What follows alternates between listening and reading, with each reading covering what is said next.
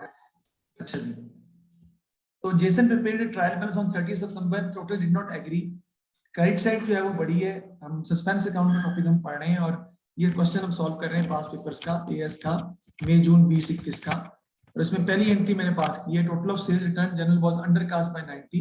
Sales return को आपने 90 से कम लिखा है, तो सेल्स रिटर्न को हम डेबिट कर देंगे 90 से, क्योंकि सेल रिटर्न डेबिट होती है, आपने कम डेबिट किया है तो सेल रिटर्न डेबिट हो जाएंगे 90 से और सस्पेंस क्रेडिट हो जाएगा, क्योंकि दूसरा अकाउंट आपके पास मौजूद नहीं है।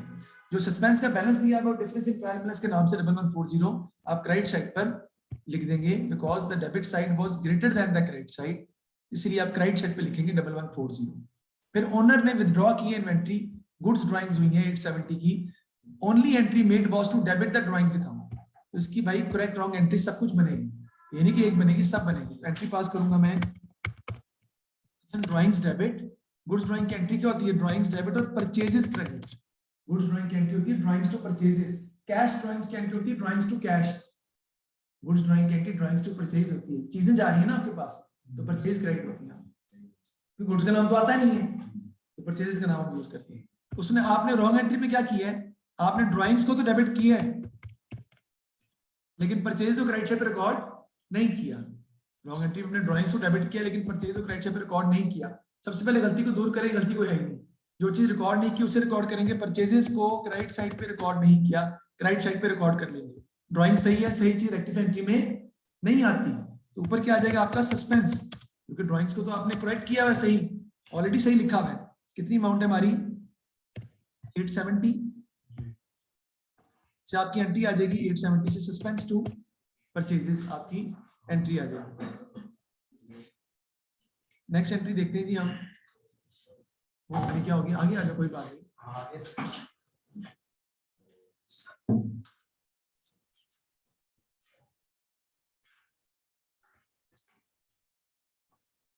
उसके बाद नेक्स्ट है जी हमारा,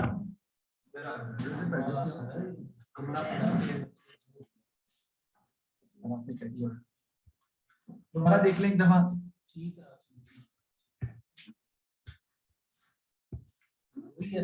हाँ, total of sale return journal was undercast by 90। Sale return को आपने क्या लिखा है, 90 से कम लिखा है। सेल रिटर्न गुलाम डेबिट होती है, तो सेल रिटर्न को कम डेबिट किया है, सेल रिटर्न को डेबिट कर देंगे आप और सस्पेंस क्रेडिट हो जाएगा, उसकी एंट्री बनेगी सेल रिटर्न टू सस्पेंस मैंने पास कर दी। नेक्स्ट एंट्री है, आपने गुड्स ड्राइंग की थी, the owner had withdraw inventory valued at 870, the only entry made was to debit the drawings account.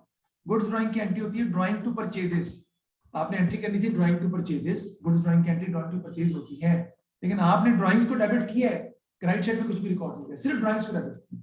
अब जो उसकी रेक्टिफाई एंट्री पास करेंगे मुहिम, तो परचेज को क्रेडिट कर देंगे, तो नहीं किया आपने, ड्राइंग तो सही है, वो रेक्टिफाई एंट्री में आएगा ही नहीं, सस्पेंस आ जाएगा, एंट्री आपकी बन जाएगी सस्पेंस टू परचेजेस।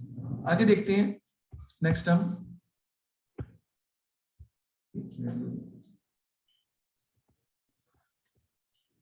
नेक्स्ट है जी आपका total of discount received column in the cash book 180 had been debited to discount allowed account.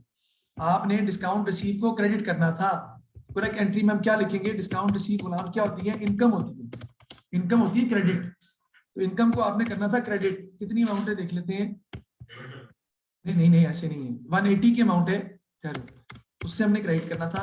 गलती क्या हुई कि आपने डिस्काउंट रिसीव को क्रेडिट करने की बजाय गलती से डिस्काउंट अलाउड को डेबिट कर दिया, यानी डिस्काउंट रिसीव को तो लिखा ही नहीं बल्कि डिस्काउंट अलाउड को डेबिट भी कर दिया गलत। अब असल डिस्काउंट अलाउड को गलत डेबिट किया है, उसे उतनी अमाउंट से हम क्या कर देंगे, क्रेडिट कर देंगे। डबल से नहीं होगा इसलिए कि दोनों अकाउंट अलग अलग है।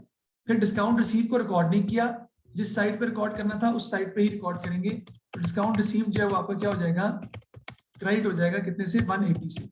बाकी तो कोई चीज है ही नहीं डेबिट पर, डेबिट पे आपका क्या आ जाएगा, सस्पेंस आ जाएगा आपका, डबल अमाउंट से आपको रिकॉर्ड करना पड़ेगा, जो कि कितने से आ जाएगा, 360 से सस्पेंस डेबिट हो जाएगा।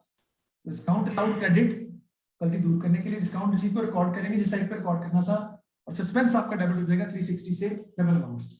अब चलते हैं, एंट्रीज तो हमने पास कर ली, हमने अब इसका बनाना है सस्पेंस अकाउंट। इसके बाद सस्पेंस अकाउंट मांगा है, सस्पेंस अकाउंट का बैलेंस हमें दिया हुआ था 1140 का, क्रेडिट साइड पर 1140 का बैलेंस आपको दिया हुआ था। ये कहां दिया हुआ है बता देता हूं मैं, debit entries was greater than the total of credit entries by 1140, a suspense account was open for the difference.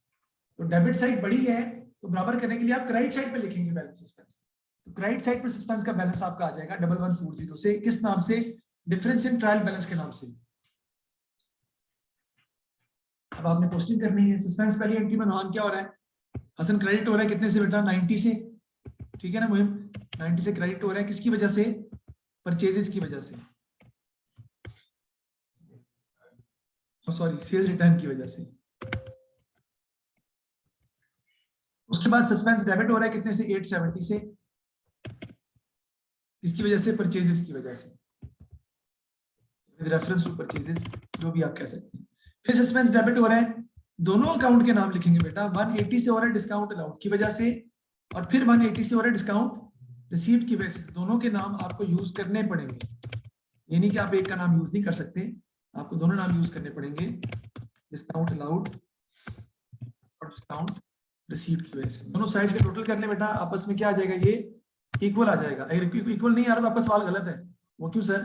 क्योंकि दोनों साइड्स का टोटल का डिफरेंस जो होता है वो डिफरेंस इन ट्रायल बैलेंस ही होता है। अगर सस्पेंस का बैलेंस ना दिया हो तो दोनों साइड्स के डिफरेंस का जो डिफरेंस, जो आप दोनों साइड का जो फर्क आएगा उसे डिफरेंस इन ट्रायल बैलेंस के नाम से लिखते हैं, खुद लिखते हैं किसी भी साइड पर। लेकिन यहाँ पर डिफरेंस इन ट्रायल बैलेंस पहले से दिया हुआ था, तो आपका दोनों साइड्स का आंसर क्या आना चाहिए? इक्वल आना चाहिए। तो निकालें टोटल कितना आ रहा है इक्वल,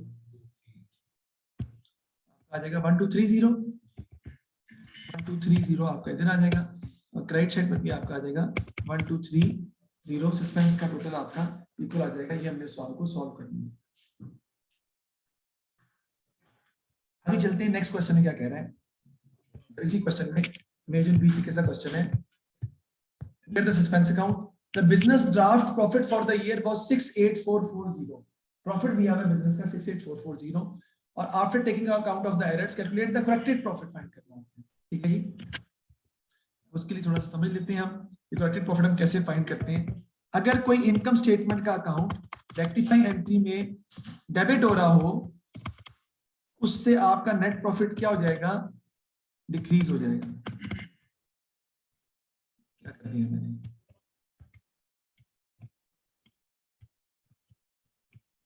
ठीक है जी। इसी तरह अगर इनकम स्टेटमेंट का कोई भी अकाउंट रेक्टिफाई एंट्री में क्या हो रहा हो? क्रेडिट हो रहा हो, तो उससे आपका नेट प्रॉफिट क्या हो जाएगा? इंक्रीज हो जाएगा। ये इसके रूल है। ऐसे कह लेते, थोड़ा चेंज कर लेते हैं। अगर कोई एक्सपेंस या इनकम का अकाउंट, एक ही बात है क्योंकि इनकम स्टेटमेंट का अकाउंट एक्सपेंस इनकम का ही होता है। अगर कोई एक्सपेंस या इनकम का अकाउंट रेक्टिफाई एंट्री में डेबिट हो रहा हो, तो उतने से आपका प्रॉफिट क्या कर जाएगा? डिक्रीज कर जाएगा। अगर कोई एक्सपेंस इनकम का अकाउंट रेक्टिफाई एंट्री में क्रेडिट हो रहा हो, तो उतने से आपका प्रॉफिट इंक्रीज कर जाएगा। बेटा एक्सपेंसेस डेबिट होते हैं तो प्रॉफिट कम होता है। इनकम उसी के लास्ट करेक्ट एंट्री है, लास्ट करेक्ट राउंड तो हम खुद बनाते हैं ना समझने के लिए। क्वेश्चन में रिक्वायरमेंट तो रेक्टिफाई एंट्री की होती है ना सिर्फ, क्योंकि बच्चे कहीं डायरेक्ट भी बना लेते हैं, मनस जैसे लाइक जो बच्चे होते हैं। वैसे कोशिश तो मैं समझाया तो है कि ना किया करें, इससे गलत होता है। ठीक है ना? तो रेक्टिफाई एंट्री में कोई एक्सपेंसेस में अकाउंट अगर है, डेबिट हो रहा है तो प्रॉफिट डिक्रीज हो जाएगा उससे, क्रेडिट हो रहा है तो प्रॉफिट डिक्रीज हो जाएगा उससे। अगला सवाल, मैं क्या कर रहा हूं? सबसे तो लगेगा। हाँ, पहली तो बात ये है कि सस्पेंस अकाउंट का इफेक्ट ऑन प्रॉफिट के साथ कोई ताल्लुक नहीं है। ये टॉपिक अलग है, जो मैंने ये लिखवाया है ये टॉपिक अलग है। इस टॉपिक का नाम क्या है? Effect on profit. ये अलग टॉपिक, सस्पेंस अलग टॉपिक है। सस्पेंस की हमने एंट्रीज पास की, सस्पेंस का अकाउंट बनाया, बराबर आगे सीधा खत्म हो गया। टेम्परेरी अकाउंट था, वो इक्वल आ रहा है, इसमें से कोई बैलेंस मौजूद नहीं है। इफेक्ट ऑन प्रॉफिट बिल्कुल अलग टॉपिक है कि रेक्टिफाई एंट्री का प्रॉफिट पर क्या इफेक्ट होता है। उसका मैंने सिंपल सा रूल आपको बताया है। अगर कोई एक्सपेंस या इनकम का अकाउंट या इनकम स्टेटमेंट का कोई भी अकाउंट, इनकम स्टेटमेंट अकाउंट कौन सा होता है? Sales, purchases, sales return, purchase return, expenses, discount receive, income. अगर वो डेबिट हो रहा है तो प्रॉफिट आपका उतनी अमाउंट से क्या कर जाएगा? डिक्रीज कर जाएगा। अगर इनकम स्टेटमेंट में कोई भी अकाउंट क्रेडिट हो रहा है तो उतनी अमाउंट से आपका प्रॉफिट इंक्रीज कर जाएगा। एक्सपेंस जब डेबिट होता है तो प्रॉफिट कम होता है, इनकम जब डेबिट होती है तो इनकम कम हो रही है, प्रॉफिट फिर भी कम होता है। एक्सपेंसेस अगर क्रेडिट होती है तो एक्सपेंस कम हो रहे हैं, एक्सपेंस कम होंगे तो प्रॉफिट बढ़ेगा। इनकम क्रेडिट होगी तो इनकम बढ़ेगी, प्रॉफिट फिर भी बढ़ेगा। मैंने समझाने के लिए बताया, वरना याद करना काफी है। इनकम स्टेटमेंट में कोई भी अकाउंट डेबिट हो रहा है तो प्रॉफिट डिक्रीज कर जाएगा उतनी अमाउंट से, क्रेडिट हो रहा है तो प्रॉफिट इंक्रीज कर जाएगा उतनी अमाउंट से। अब उसने इफेक्ट ऑन प्रॉफिट कहता है बताएं इस सवाल में, तो 68440 का आपको दिया हुआ है प्रॉफिट, वो हम लिखते हैं बेटा इफेक्ट ऑन प्रॉफिट का कोई फॉर्मेट नहीं होता, जैसा मर्जी आप बनाएं उससे कोई फर्क नहीं पड़ेगा। तो मैं यहाँ पे लिख लेता हूँ क्या बना, प्रॉफिट जो कि क्वेश्चन में आपको दिया है कितने का, 68440 का, 68440। ठीक है जी। अब पहले जो ट्रांजैक्शन उससे क्या होगा, दूसरी से क्या होगा, तीसरी से क्या होगा, चौथी से क्या होगा, सो और देखते हैं प्रॉफिट इंक्रीज कर रहा है डिक्रीज कर रहा है। देखते हैं पहली ट्रांस देखते हैं एंट्री। पहले एंट्री में क्या नाम है हारिस, क्या है, सेल रिटर्न टू सस्पेंस। इसमें कोई इनकम स्टेटमेंट अकाउंट मौजूद है, सेल रिटर्न इनकम स्टेटमेंट का ही अकाउंट है और सेल रिटर्न हसन क्या हो रहा है, डेबिट हो रहा है। तो सेल रिटर्न जब डेबिट हो जाएंगे इसका मतलब है इनकम स्टेटमेंट का अकाउंट अगर डेबिट होगा तो प्रॉफिट होने से क्या कर जाएगा, डिक्रीज कर जाएगा। तो आपको प्रॉफिट में से वो अमाउंट क्या करनी पड़ेगी, माइनस करनी पड़ेगी। इसका मतलब है 90 आपको माइनस करना पड़ेगा। मैं अब रिकॉर्ड कर रहा हूं कि आप 90 क्या कर देंगे, सब्ट्रैक्ट कर देंगे। यहाँ पर पॉइंट नंबर 1 यानी पहली एंट्री से आपका प्रॉफिट डिक्रीज हो रहा है 90 से, ओके हो गया, कम हो जाएगा प्रॉफिट। दूसरी एंट्री में देखते हैं, दूसरी एंट्री में कोई इनकम या इनकम स्टेटमेंट अकाउंट मौजूद है, मौजूद है। कौन सा, परचेजेस का। परचेजेस क्या हो रही है, इनकम स्टेटमेंट अकाउंट क्रेडिट हो रहा है, उससे प्रॉफिट क्या हो जाएगा, बढ़ जाएगा, इंक्रीज कर जाएगा। कितने से, 870 से। तो सेकंड एंट्री से प्रॉफिट आपका बढ़ जाएगा कितने से, 870 से। अब थर्ड एंट्री की बात कर लेते हैं। थर्ड एंट्री में इनकम स्टेटमेंट अकाउंट मौजूद है, मौजूद है, दो मौजूद है, डिस्काउंट अलाउड भी है, डिस्काउंट रिसीव भी है, दोनों बट सब क्या हो रहे हैं, क्रेडिट हो रहे हैं। तो प्रॉफिट क्या हो जाएगा, इससे भी बढ़ जाएगा, कितने से, 360 से।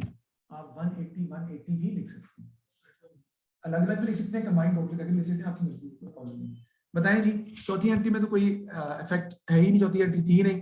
बताएं करेक्ट प्रॉफिट कितना आपका आ जाएगा, यानी 68440 माइनस 90 प्लस 870 प्लस 360, तो आपका करेक्टेड प्रॉफिट कितना आ जाएगा बताएं।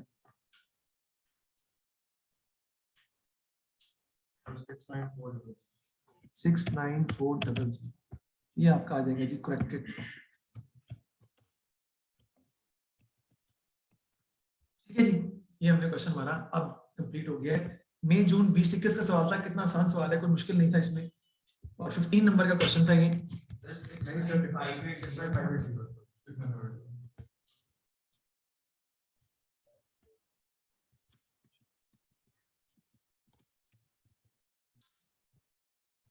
जो भी आ रहा है 69580 करने से।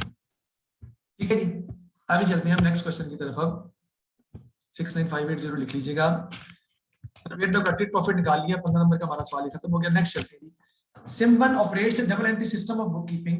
Explain why a trial balance may be arithmetically correct even though errors have been identified.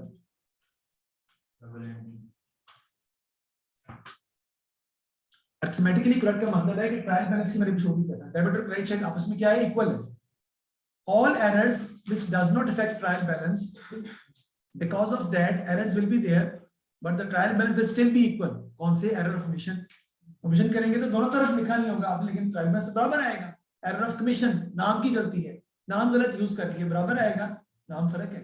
Original entry का अमाउंट ही गलती की है, अमाउंट फर्क है, लेकिन दोनों तरफ गलत है, तो फिर भी आपका बैलेंस इक्वल आएगा। कंप्लीट रिवर्सल, उसमें भी आपके ट्रायल बैलेंस इक्वल आएगा, लेकिन आपकी एंट्री फिर भी गलत होगी। तो जितने भी एरर्स है नॉट अफेक्टिंग ट्रायल बैलेंस, सबका यहाँ पर आप एग्जांपल दे सकते हैं कि that is the reason the trial balance will still be equal, because these are the errors which does not affect trial balance, पर इसका इफेक्ट होता नहीं है जी।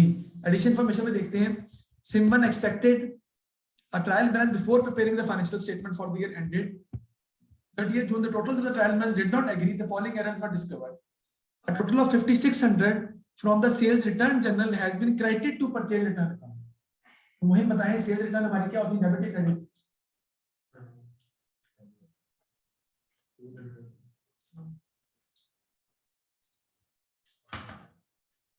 सेल्स रिटर्न हमारी डेबिट होती है, क्या हो गया, सेल्स रिटर्न डेबिट होती है। इसको तो मैं खत्म कर रहा हूं पहले जी। तो सेल्स रिटर्न हमारी डेबिट होती है, हम लिखेंगे जी सेल्स रिटर्न को मैंने डेबिट करना था कितने से, 5600 से। मैंने किया क्या, मुहिम मैंने गलती से सेल्स रिटर्न को डेबिट तो किया नहीं, बल्कि उल्टा परचेज रिटर्न को क्रेडिट कर दिया, कितने से, 5600 से। ठीक है जी, अब इसमें वही रूल अप्लाई करने हैं आपने, सिंपल। हर इस रूल क्या है, सबसे पहले गलती को दूर करेंगे। गलती क्या है, परचेज रिटर्न को गलत क्रेडिट किया है, उससे उतनी अमाउंट से क्या कर दूंगा मैं, डेबिट कर दूंगा। तो परचेज रिटर्न को डेबिट कर दूंगा उतनी अमाउंट से, यानी 5000 600 से। नेक्स्ट, सेल्स रिटर्न को रिकॉर्ड नहीं किया, जिस साइट पे रिकॉर्ड करना था उस साइट पे ही रिकॉर्ड करूंगा। क्यों सर? क्योंकि वो गलत नहीं है, उसको लिखा नहीं है, तो डेबिट साइड पर ही लिखूंगा, क्योंकि रिकॉर्ड नहीं किया तो रिकॉर्ड कर लेंगे बस। सही चीज रेक्टिफाई एंट्री में इसमें सही चीज कोई थी नहीं, नीचे क्या आ जाएगा, समझ नहीं आ रही। जब समझ नहीं आ रही तो सस्पेंस है, सस्पेंस है तो सस्पेंस लिख देंगे। आपका कितना आ जाएगा, 11,200 से आपका सस्पेंस आ जाएगा। तो sales purchase return debit, sales return भी डेबिट हो जाएंगे आपकी, सस्पेंस आपका क्रेडिट हो जाएगा 11,200 से। ये समझ आ गई सर आपको? आपको बताओ, अरे समझ आ रही है? ठीक बोला आपको सर? नहीं समझ आई? तुमने चैप्टर मुझसे पहले नहीं पढ़ा हुआ तो तुम्हें सबसे पहले क्लास में होना चाहिए। 3 क्लासें बड़ी इंपॉर्टेंट थी, अगर वो आपने आधे दिन मिस कर दी तो एक में छुट्टी की है, एक आपने ली नहीं, एक और आपने नहीं ली, एक भी नहीं ली, बट एक ये कोर्स की हां मंडे को नहीं लिया सर, ऐसे ना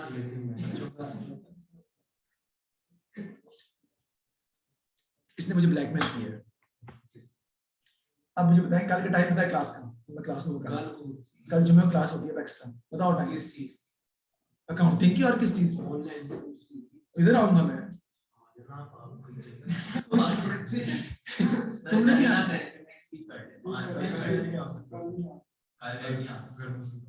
अच्छा चलो ठीक है, नेक्स्ट वीक देख लेते हैं। हाँ, सबसे पहले क्या है जी, सेल रिटर्न को आपने डेबिट करना था 5,600 से। आपने सेल रिटर्न को डेबिट करने के बजाय परचेज रिटर्न को क्रेडिट कर दिया। सेल रिटर्न डेबिट होती है, आपने परचेज रिटर्न को क्रेडिट कर दिया। सबसे पहले गलती को दूर करेंगे, परचेज रिटर्न को गलत क्रेडिट किया, उसे डेबिट कर देंगे, वो ठीक हो गया। अब सेल रिटर्न को रिकॉर्ड नहीं किया, जिस साइट पे रिकॉर्ड करना था उस साइट पे ही रिकॉर्ड करेंगे, तो वो गलत नहीं है, उसको लिखा नहीं, तो सेल रिटर्न डेबिट हो जाएंगे आपकी। अब सही चीज को बाकी बची कोई नहीं है, तो नीचे क्या आ जाएगा, नहीं समझ आ रही, नहीं समझ आ रही तो ऑब्वियसली सस्पेंस अकाउंट आ जाएगा नीचे डबल अमाउंट से, यानी टोटल से, तो 11,200 से सस्पेंस आप लिख देंगे। आगे चलते हैं। A motor vehicle costing 15,000 acquired on 1st March 2020 had been posted to the motor expense account. Simban does not own any other vehicle, और के vehicle उसके पास मौजूद नहीं है। मोटर व्हीकल आपने खरीदा था, आपने गलती से मोटर व्हीकल को डेबिट करने की बजाय डेबिट किसे कर दिया, मोटर व्हीकल एक्सपेंस को। तो हम करेक्ट एंट्री इसकी पास करते हैं, क्या होगी जी, करेक्ट एंट्री पास करेंगे, मोटर व्हीकल टू कैश जो आपने खरीदा था, कितनी अमाउंट थी, 15,000। आपने कर दिया, आपने एंट्री क्या पास कर दी, आपने मोटर व्हीकल को डेबिट करने की बजाय डेबिट किसे कर दिया, मोटर व्हीकल एक्सपेंस को। क्या ये दोनों चीजें, मोटर व्हीकल और मोटर व्हीकल एक्सपेंस सेम है अकाउंटिंग के हिसाब से? कितना फर्क है? थोड़ा सा फर्क है, बहुत बहुत बड़ा फर्क है। एक एसेट है, एक नॉन करंट एसेट है और एक एक्सपेंस है। एक बैलेंस शीट में लिखते हैं आप और एक इनकम साइड में लिखते हैं, बिल्कुल कोई ताल्लुक नहीं उसका। नॉन करंट एसेट 1 साल से ज्यादा अरसे के लिए यूज होते हैं आपके पास, बेचने के लिए नहीं होते। एक्सपेंस तो होते हैं 1 साल कैसे खत्म होते हैं। तो हमने एक्सपेंस लिख दिया। अब क्या करेंगे, मोटर व्हीकल एक्सपेंस को हम क्या कर देंगे बेटा, क्रेडिट कर देंगे। तो गलत डेबिट किया आपने इसको सर, मत मोटर व्हीकल को रिकॉर्ड नहीं किया, जिस साइट पर रिकॉर्ड करना था उस साइट पर रिकॉर्ड कर लेंगे 15,000 से।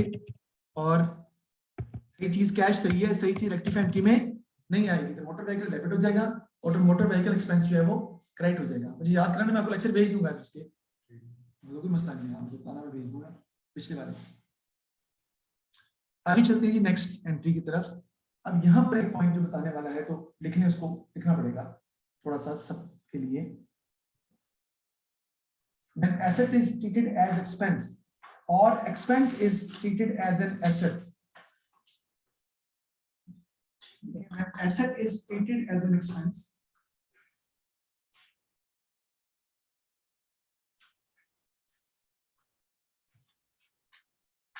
when asset is treated as an expense or expense is treated as an asset,